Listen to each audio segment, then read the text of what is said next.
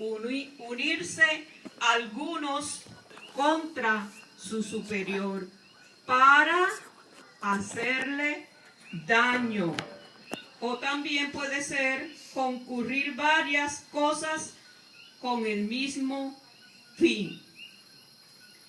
Y se mezcla esta definición de conspiración a través de la porción bíblica que tenemos en esta noche, ya que la palabra nos dice que tanto los fariseos, los escribas, los religiosos, los sacerdotes, toda esta gente, ¿verdad?, que dirigía y que de alguna u otra forma estaban ministrando en el pueblo o sirviendo en el pueblo, tenían una meta en común, tenían un fin, un propósito que se habían fijado.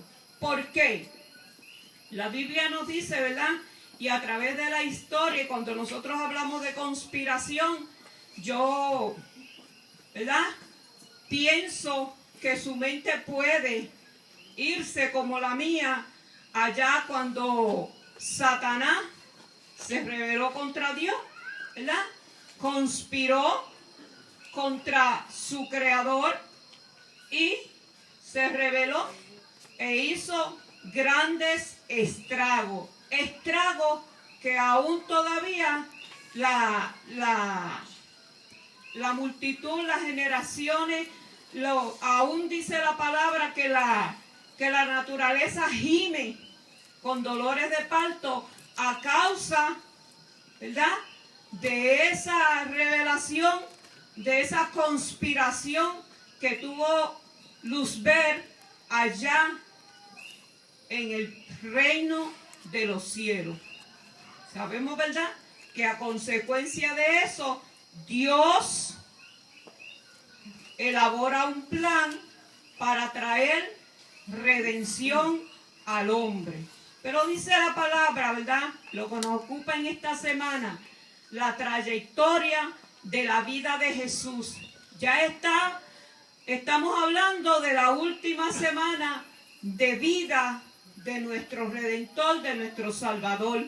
Amén. Y dice que la trayectoria del ministerio de Jesús produjo, vemos la trayectoria, sabemos que tuvo 3 años y medio aproximadamente predicando la palabra, y en esta trayectoria de su ministerio terrenal dice que produjo para algunos, como dijimos ahorita, los fariseos, los saduceos, los escribas, los sacerdotes, produjo para algunos, ¿verdad?, odio y rencor, como produjo en esto. Pero también en otros dice la palabra que produjo admiración. Mucho, ¿verdad?, dice la Escritura, que mientras Jesús andaba, predicaba, sanaba, llevaba, ¿verdad?, bendición a aquellos que estaban debilitados en la fe, aquellos que, como aquella mujer que dice la palabra que tenía 7 demonios, y el Señor, ¿verdad?, hizo bien a su vida libertándola de esa condición. Esa mujer, ¿verdad?, sentía una grande admiración por su maestro, sentía una grande admiración porque sabía que de él provenía grandes y hermosas bendiciones, y sentía, ¿verdad?, que lo que Jesús estaba llevando a cabo no lo había hecho ningún hombre, que lo que se estaba llevando a cabo era algo sobrenatural, porque Jesús, siendo hombre, también era Dios con nosotros y era algo sobrenatural. Amén, gloria a Dios. Funcionaba, ¿verdad?, de acuerdo a la situación que les rodeaba, producía, ¿verdad?, la sensación de un amigo, de un hermano, de un padre, porque eso era lo que quería Jesús para con cada uno de los que vino a salvar. La palabra dice, ¿verdad?, que primero vino a lo suyo. A lo suyo. Vino a predicar. Y eso era lo que estaba haciendo. Estaba llevando la palabra y dice, pero los suyos no les recibieron. Y los suyos eran y fueron los que se rebelaron contra su actitud hermosa, positiva, dadivosa para con la humanidad. Veían en Jesús un enemigo. Veían en Jesús un adversario. Veían en Jesús aquel que en un momento usurparía hasta el trono del rey. Porque, como bien se ha venido diciendo, pues el pueblo lo que esperaba era uno que lo quitara, ¿verdad?, del dominio romano, ya que sabemos que en el año 67 o 63 por ahí antes de Cristo, Roma había tomado posesión, ¿verdad?, de Israel y pertenecía, y ellos estaban, ¿verdad?, subyugados al trato romano. Y como estaban en esta condición, deseaban que llegase un rey que los libertara, como se predicaba el domingo. Pero una de las condiciones o de las situaciones o las causas que trajeron, ¿verdad?, este celo, contienda y un odio atroz contra la persona de Jesús fue esto, que esperaban un rey, y Jesús se presentó, como nos dice en la entrada triunfal, manso, llegó, ¿verdad?, montado en un pollino, demostrando que él no venía a destruir, sino a salvar. Alabado sea el nombre del Señor. Y esto dice la historia, y los que trabajan con estas trayectorias de los hombres, dice que esto produjo en la vida de Judas un desaliento, produjo en él algo que lo llevó a desprenderse del amor que tenía Jesús para con él, dar la espalda a su Señor, a su Maestro, y convertirse en un acérrimo perseguidor de Jesús secretamente. Por eso estamos hablando en esta noche, noche de conspiración. Y la conspiración, dijimos, ¿verdad?, que unirse contra su superior, planificar. Es como hacer como un chantaje, podríamos decir por ahí, ¿verdad? Es como estar con una persona, hablarle y tener una relación, más por detrás, como decimos acá en Puerto Rico, en las espaldas de la persona, pues preparar, ¿verdad?, algo para destruir la vida de esa persona. Y Judas entró en esta situación. Pero Jesús, a través de su trayectoria, dice la palabra, según la vamos leyendo en los evangelios, vemos cómo Jesús paso a paso fue transmitiendo lo que Dios puso para transmitir a la humanidad, ¿verdad?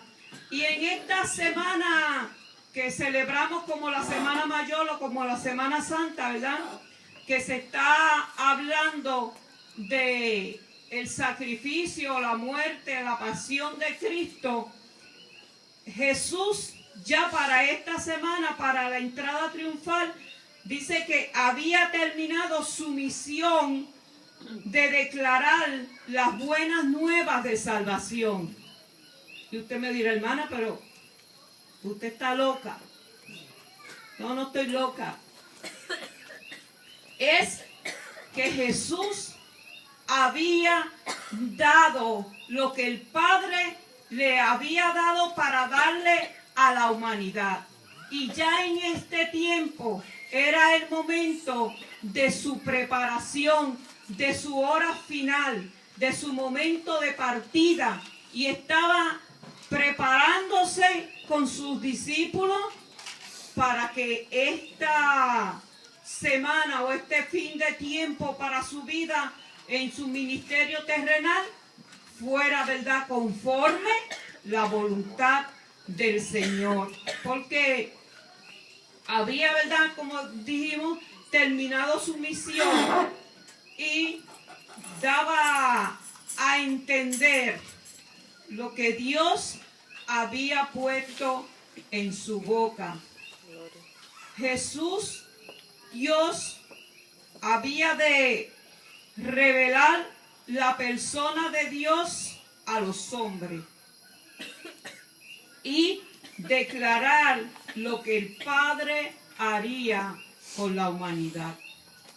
Y lo primero que iba a hacer el Padre, y estamos hablando de la visión que Jesús tiene conforme al tiempo de su partida, lo que Dios haría con la humanidad, lo que Dios haría con él, con su persona. Y sabemos que lo primero que Dios haría con su Hijo sería, ¿verdad qué? Glorificar a su Hijo. Eso estaría haciendo el Señor. Por eso Él estaba hablando y ya era casi la cuarta vez que Él hacía declaración de cómo habría de morir, de que su hora estaba ya por terminar, que el tiempo y la trayectoria en esta tierra, su ministerio estaba por terminar. Y Jesús todo lo trajo, todo lo que Dios mandó, puso en su boca, Él lo dijo. Y también dijo que glorificaría, edificaría a sus ovejas. Fíjense que cuando estamos hablando que cuando Jesús fuese levantado, sabemos que se iba a levantar un rebaño y ese rebaño sería edificado por la misericordia de Dios, impartido de poder y de, podríamos decir, de la plenitud del Espíritu Santo, porque iba a enviar al Espíritu Santo. Y guardaría a este pueblo, lo santificaría, lo perfeccionaría, llenándolo de amor. Y en Jesús, dice la Escritura, ¿verdad?, que del capítulo 14 al 17 en el Evangelio de Juan se dedicó a ministrar sermones a sus discípulos. Ya Él no compartía con el pueblo, ¿verdad?, estas porciones, sino que las transmitía a sus discípulos, se las explicaba y le traía todo aquello que habría de acontecer luego de su partida. Sabemos que esta situación en la vida de Jesús, dice, ¿verdad?, en momentos que Él se compuso, que Él se conmovió en el espíritu. Dice que cuando entró a Jerusalén, cuando iba entrando a Jerusalén, lloró. Sabemos que la trayectoria de Jesús no fue de continuo en Jerusalén, pero en esta semana final de Jesús, su ministerio, ¿verdad?, su trayectoria se concretó Jerusalén, Betania y en esa entrada y salida. Así que tenemos al Todopoderoso, al que vino a salvar la humanidad en esta forma humana, transmitiendo ese mensaje que trae vida, que trae fortaleza, que trae aliento, que trae paz a los hombres. Pero como dije al principio, ¿verdad?, en algunos causó odio, en otros causó amor. Y vemos en Judas la situación con que se levantó secretamente contra su maestro. Y seguimos hablando, ¿verdad?, de la noche de la conspiración. Toda esta situación estaba produciendo, ¿verdad?, ver la actitud de Jesús tan positiva, tan dispuesto para aquella hora que los hombres, ¿verdad?, trataban de arrestarlo. Dice que en ocasiones se trataban de tomarlo y él seguía, ¿verdad?, como si nada.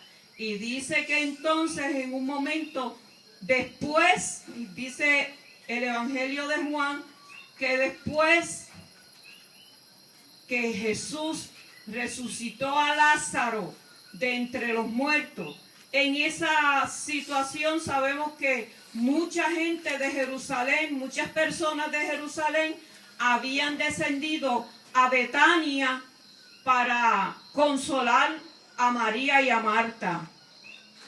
Pero cuando vieron, ¿verdad?, la actitud de Jesús, que lloró, cómo se conmovió, y cuando dio la orden frente a aquella piedra, Lázaro ven fuera, y vieron a Lázaro resucitado o vuelto a la vida, como podríamos decir, muchos de aquellos se regocijaron, muchos se contentaron, muchos creyeron en el poder del Nazareno y lo identificaron como el Mesías prometido y comenzaron, ¿verdad?, a dar pues la noticia de lo bueno que habían visto en la persona de Jesús. Pero muchos, piensen que es noche de conspiración, y muchos pues entonces se dedicaron, como ya habían escuchado que había un complot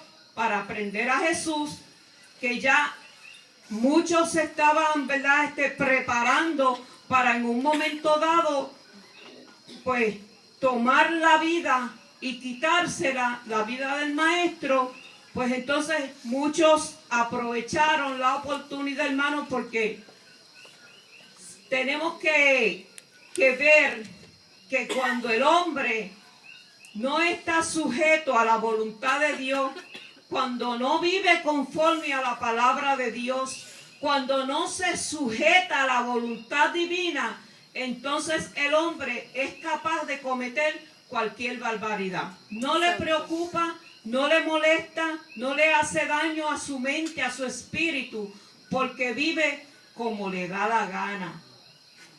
Y entonces también estos que fueron a consolar a Marta y a María, que vieron la resurrección y vieron todo este asunto tan hermoso, este poder sobrenatural de Jesús, dice que entonces subieron y dieron voces a los sacerdotes y a los escribas y le dijeron, ¿verdad?, lo que estaba aconteciendo.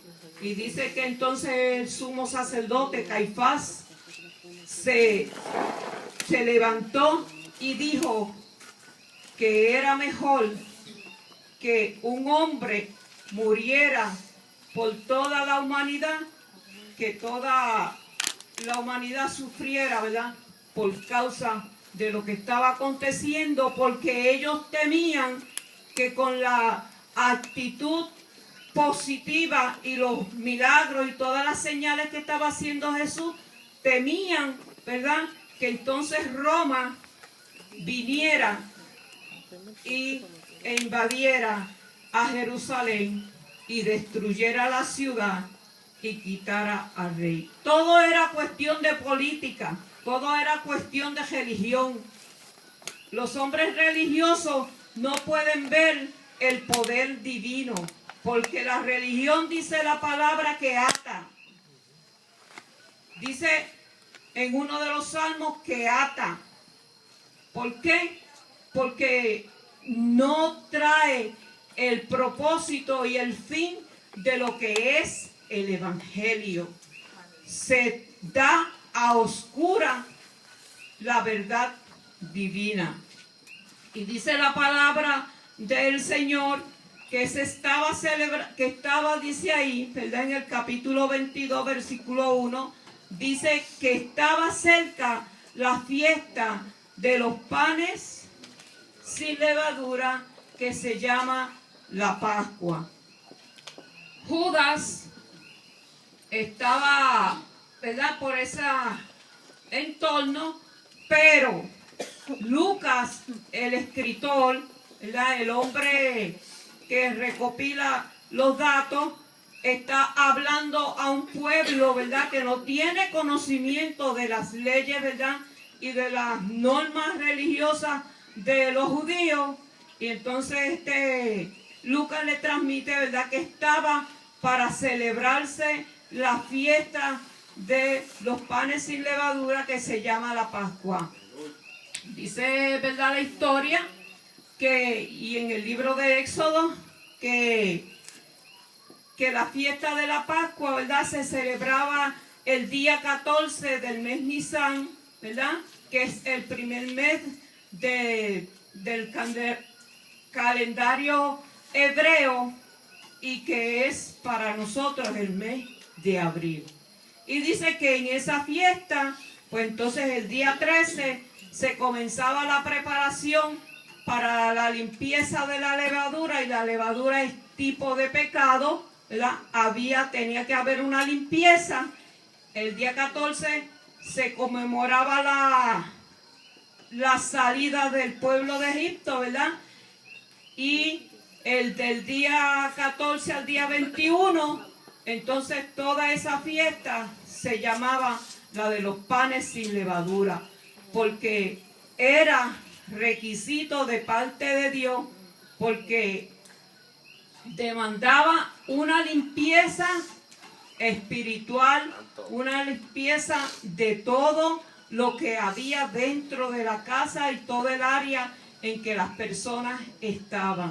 En el tiempo que ya se está, ¿verdad?, este tiempo final en la vida de Jesús, y en los tiempos actuales no se conmemora la fiesta de la Pascua con la misma ceremonia que aquel día, ¿verdad?, cuando el pueblo salió de Egipto.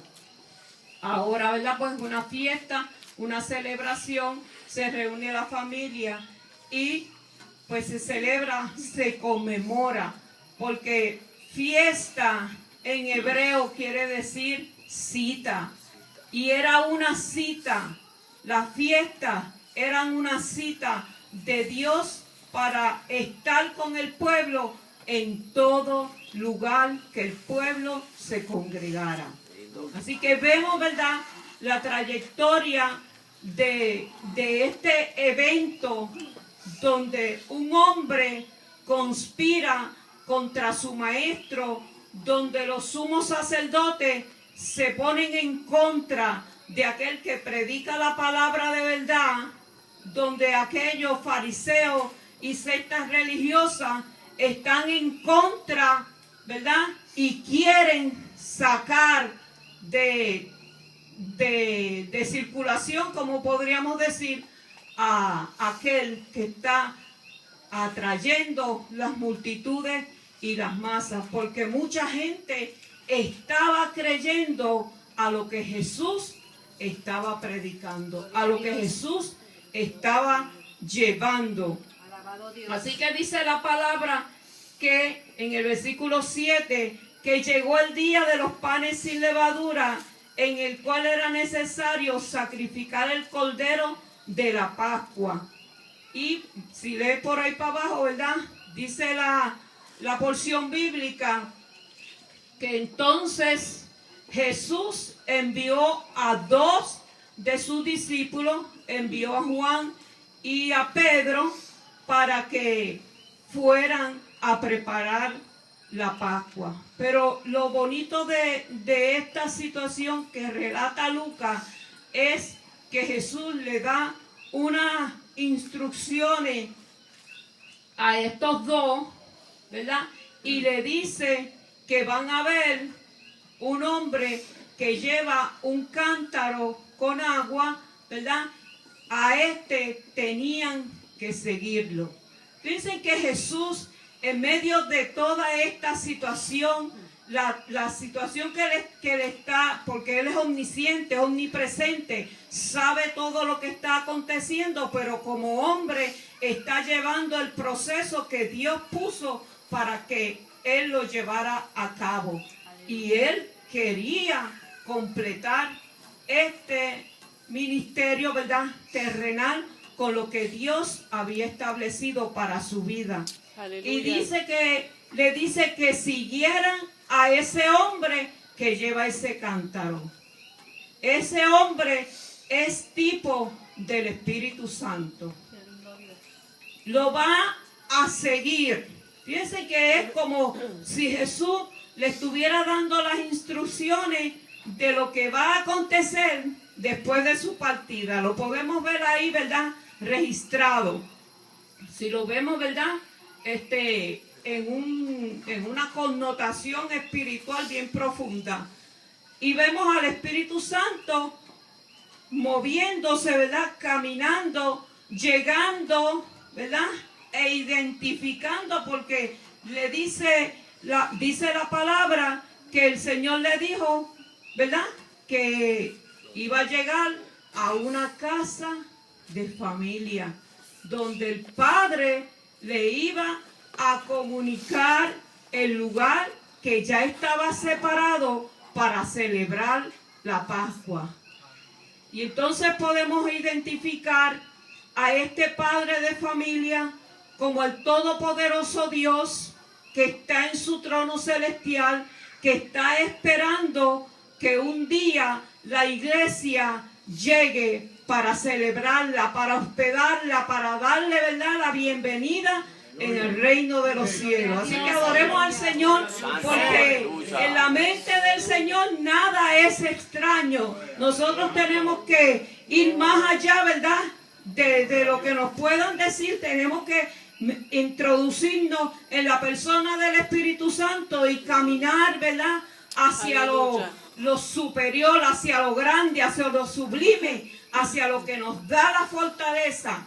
No, ¿verdad?, no haciendo como Judas, que está, ¿verdad?, dando la espalda a su maestro, dando la espalda a escondida, porque dice que entonces Jesús le dijo, ¿verdad?, después que llegaron y le preguntaron al padre de familia que dónde se iba, que el maestro quería, ¿verdad?, comer la cena en ese lugar, y entonces él le dio el aposento alto, que ya lo tenía preparado, ya lo tenía, ¿verdad?, amueblado, podemos decir, ready para la fiesta, ¿verdad?, que el Señor iba a celebrar en ese lugar. Y dice, ¿verdad?, que entonces el aposento alto, que era un lugar que estaba separado para la oración, para el descanso, pero también se separaba para las personas de prestigio. Así que en este momento vemos que el que va a llegar a ese aposento alto es nada menos que el Rey de Reyes y el Señor de Señores. Que posiblemente, ¿verdad?, aquel padre de familia, humanamente hablando, no tenía el conocimiento, pero el todopoderoso Dios sí tiene el conocimiento y el control de todas las cosas, y proyectó en la mente de ese hombre un querer como el hacer para bendecir tanto a los discípulos como a su maestro. Eso es lo que debe estar en el corazón de cada uno, no lo que estaba en el corazón de Judas, dándole la espalda a su maestro, yendo, ¿verdad?, a escondidas, a reunirse con gente que lo que quiere es hacer daño. Hermano, esta porción bíblica también nos puede y nos debe traer a nuestras mentes una alerta. Debe traer una alerta a nuestras vidas. Aleluya. Que nosotros en un momento dado no nos encontremos conspirando contra nuestro prójimo. que no nos encontremos conspirando, ¿verdad?, contra nuestros hermanos, porque en el más mínimo detalle podemos flaquear y podemos caer. Fíjense que Judas, vemos, ¿verdad?, como hablamos al principio, tenía unas expectativas con relación a Jesús. Y como estas expectativas no se dieron, su corazón se llenó de odio, se llenó de rencor. Y fue, ¿verdad?, dándole la espalda al maestro sigilosamente.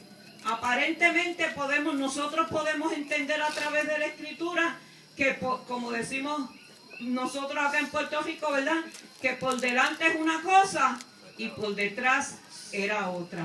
Delante del maestro, posiblemente, ¿verdad?, el maestro lo conocía, porque la palabra dice que a todos los 12 los llamó el Señor, pero uno de ellos, dice Mateo, ¿era qué? Era diablo. Entonces, ya Jesús sabía de antemano lo que estaba aconteciendo, pero todo iba conforme está en la Escritura. Santo, porque el aleluya. Hijo del Hombre tenía que padecer, tenía que sufrir por causa de cada uno de nosotros, dar su vida para que nosotros hoy tengamos vida. Por eso es un llamado a aquello, ¿verdad?, a nuestra vida, que estemos atentos, que estemos alerta, ¿verdad?, para que no nos descarriemos, para que no nos salgamos del marco que Dios ha establecido. Dios, a través de su Hijo, estableció para aquellos 12 que llamó un orden y unas enseñanzas que se dedicó a impartir a la humanidad, pero a dárselas en específico a sus discípulos, porque él tenía la seguridad y la certeza que esos eran los que habrían de transmitir. Pero si nos convertimos, ¿verdad?, en espías de lo que hace Jesús, Judas se convirtió en un espía de lo que hacía Jesús. Judas sabía que Jesús de noche se iba a orar al monte, que subía, que se alejaba, ¿verdad?, de los demás, y todos estos detalles se los relató a los sacerdotes, ¿verdad?, y a los escribas. Y todos estos acontecimientos fueron forjando, ¿verdad?, como decimos, llenando una copa de amargura. Una copa de amargura. Por eso en un momento Jesús dijo: mi alma está angustiada, ¿verdad? Mi alma está angustiada. En un momento luego dijo Jesús. Pero en este momento vemos que Jesús sube, llega al aposento, va para celebrar la Pascua y hace una declaración, ¿verdad?, que yo pienso que debió haber marcado en el corazón de los discípulos algo especial. Porque le dice en el versículo 15: cuánto he deseado comer con vosotros esta Pascua antes que padezca. Así que Jesús está hablando directamente su tiempo que está llegando al final. Ellos pues posiblemente no se están dando cuenta la magnitud, ¿verdad?, y la seriedad del tiempo que le quedaba a su maestro, y están en la mesa comiendo la Pascua, celebrando, ¿verdad?, la fiesta, la cita, como dijimos, ¿verdad?, en hebreo, y donde se supone que la presencia de Dios estuviese allí. Y usted dirá: se supone. Se supone.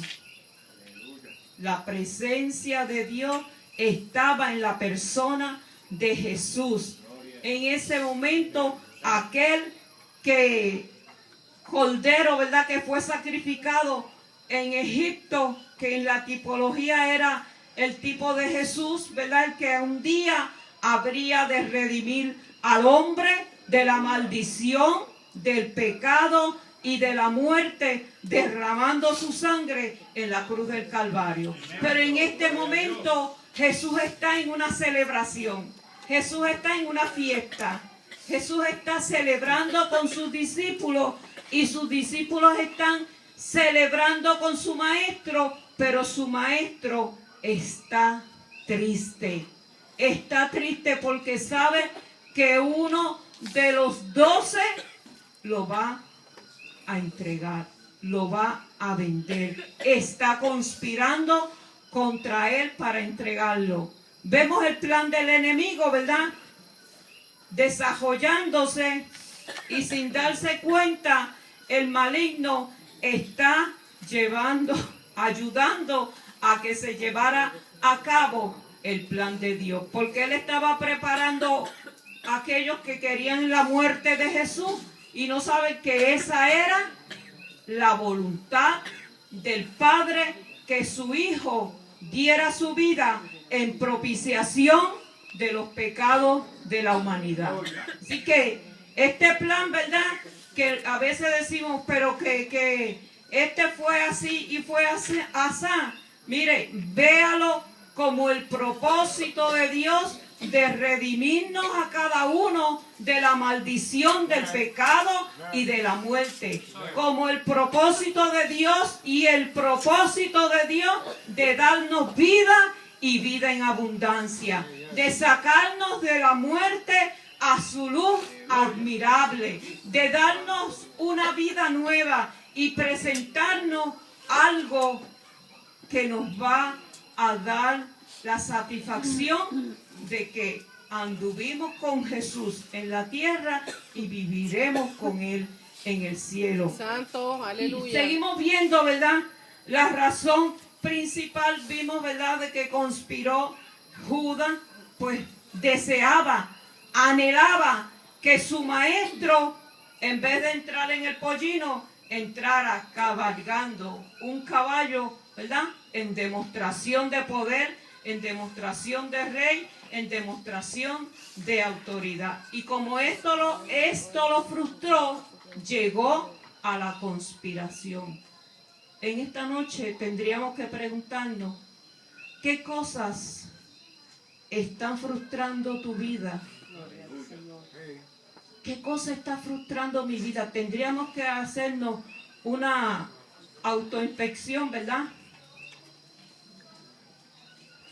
¿Qué cosas están afectando nuestra vida, verdad? Que no nos dejan ver la voluntad de Dios para con nosotros. Judas vio aquello como un obstáculo y lo tomó, ¿verdad?, como algo de rencor. Produjo en él tantas cosas que lo apartaron de su maestro.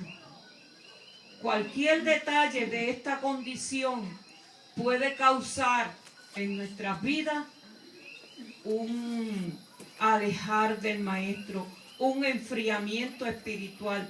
Todo esto produjo en Judas, aunque Judas, ¿verdad?, como dijo el Señor, que uno de los 12 era diablo, pues como era diablo, ¿verdad?, pues tenía la actitud todo el tiempo negativa. Era rebelde a la voluntad divina, era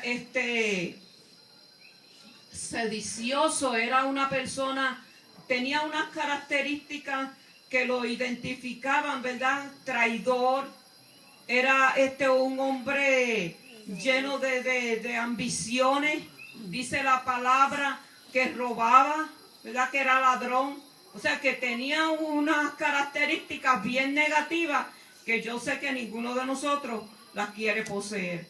Pero ¿cómo podemos salir de esa conducta?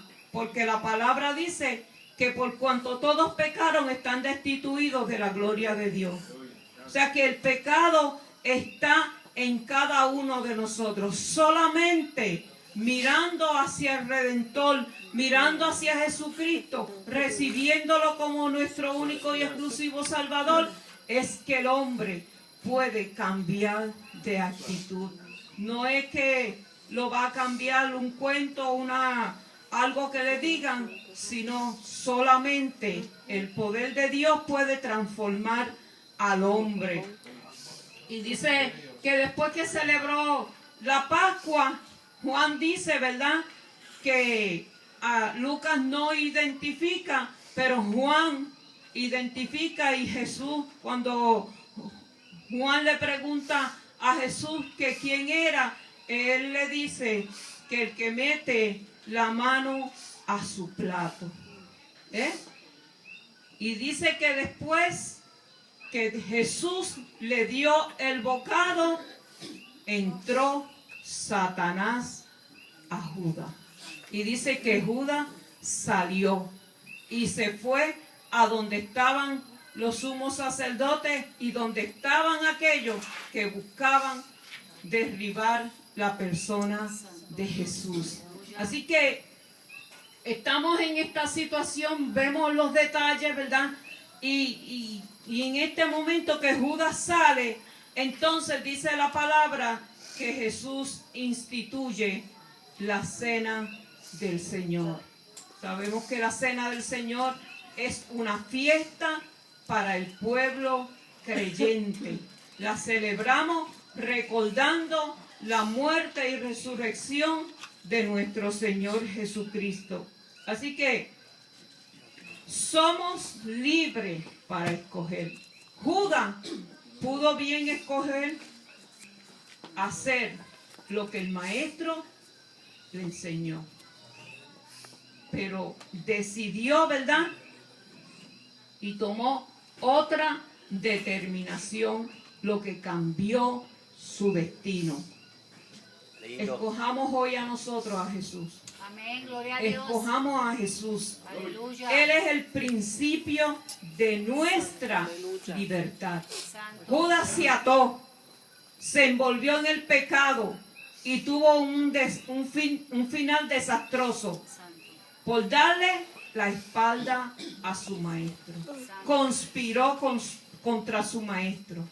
Hermano, yo no sé, pero debemos nosotros estar atentos que el Señor quiere traer a nosotros algo que debe estar aconteciendo. Hay unas situaciones mentales, emocionales, espirituales que el hombre no puede crecer, que no le permite llegar de continuo a la casa del Señor, que no le permite una devoción espiritual continua y un encuentro continuo con el Maestro. Santo, entonces, ¿qué pasa?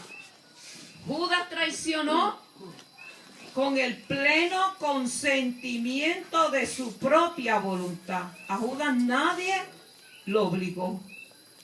Y conspiró contra su maestro. Y era tan avariento que también le puso precio a la vida de su maestro. Así que, ¿por qué? Porque no era un verdadero creyente. Así que nos dice la palabra en 1 Corintios 5:8. Así que celebremos la fiesta, no con vieja levadura, ni con la levadura de malicia y de maldad, sino con panes sin levadura, de sinceridad y de verdad. El Señor está llamando a que abramos nuestros corazones, gloria a Dios, a la sinceridad. Aleluya. A sacar todo aquello que está haciendo obstáculo en nuestras vidas, que posiblemente nos esté llevando a conspirar en contra de nuestro maestro. Porque si le damos la espalda a nuestro maestro, conspiramos contra sus enseñanzas, conspiramos contra lo que hemos recibido, conspiramos contra lo que está escrito en la palabra. Así que el Señor nos encuentre siendo hacedores de su palabra y no oidores olvidadizos. Así que en esta noche, ¿verdad?, noche de conspiración, pero vamos a conspirar positivamente para servirle al Señor, envolviéndonos, ¿verdad?, en la adoración, en la alabanza, en un servicio de excelencia a nuestro Maestro. Busquemos la excelencia para servirle y guiemos nuestros pasos de continuo detrás de los pasos de nuestro Redentor. Judas miró a los sumos sacerdotes, a la religión, y perdió lo que había recibido, e inclusive perdió la salvación. Hoy es el día de salvación, mañana puede ser tarde. Así que en esta noche damos gracias al Señor por su palabra. Gloria a Dios. Porque estamos citados con Jesús de continuo. Tenemos que trabajar con nuestro Maestro. Tenemos que trabajar conforme a su palabra y a su voluntad. Y tenemos que dejar, ¿verdad?, que el susurro del enemigo no llegue a nuestros oídos y no cale a nuestro corazón. Como dice Santiago, ¿verdad?, esa malicia, esa maldad no cale en nuestros corazones, para que no dé a luz el pecado y el pecado la muerte. Dios nos bendiga en esta noche. Amén. Llévese este consejo para cada uno de nosotros, es de parte del Señor. Así que estamos en pie y damos gracias a Dios.